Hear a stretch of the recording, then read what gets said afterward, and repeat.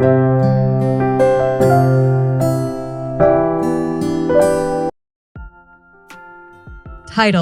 Yet Now Hath He Reconciled.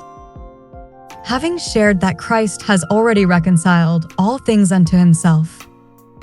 Example: the work of reconciliation is finished for all and is missing nothing but individuals being willing to believe the gospel.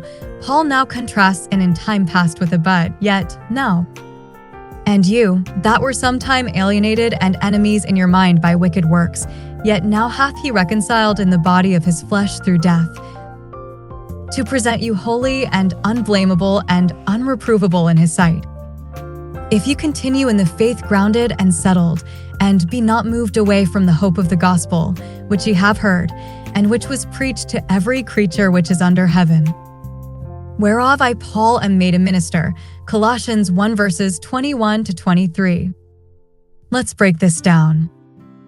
In time past, we were sometime alienated and enemies in your mind by wicked works. This was not by things we had done.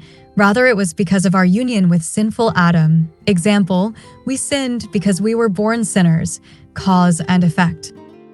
But Christ provided the reconciliation remedy for the entirety of the Adamic race, such that, yet now hath he reconciled in the body of his flesh through death.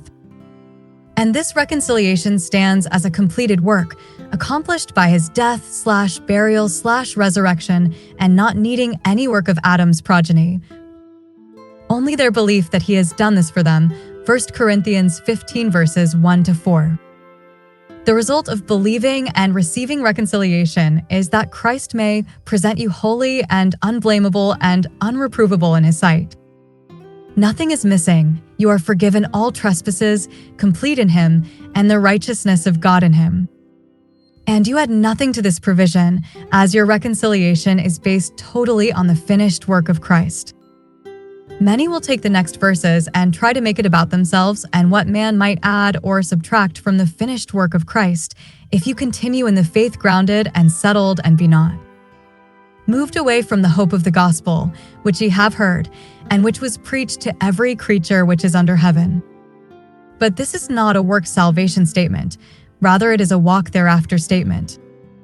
The statement, which you have heard, clearly places the statement as being about the power of the gospel to save, simply by hearing and believing. Finally, Paul reminds regarding this gospel message, whereof I, Paul, am made a minister. And Paul does this many times in his Spirit-inspired writings, singling out what Christ did in selecting him and revealing the preaching of Jesus Christ according to the revelation of the mystery, Romans 16 verse 25.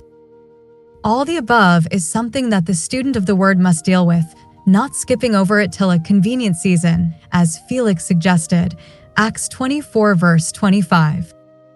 Believer, know, through Christ's revelation through Paul, that he has reconciled you in the body of his flesh through his death, rest, walk in this truth, and share this with others.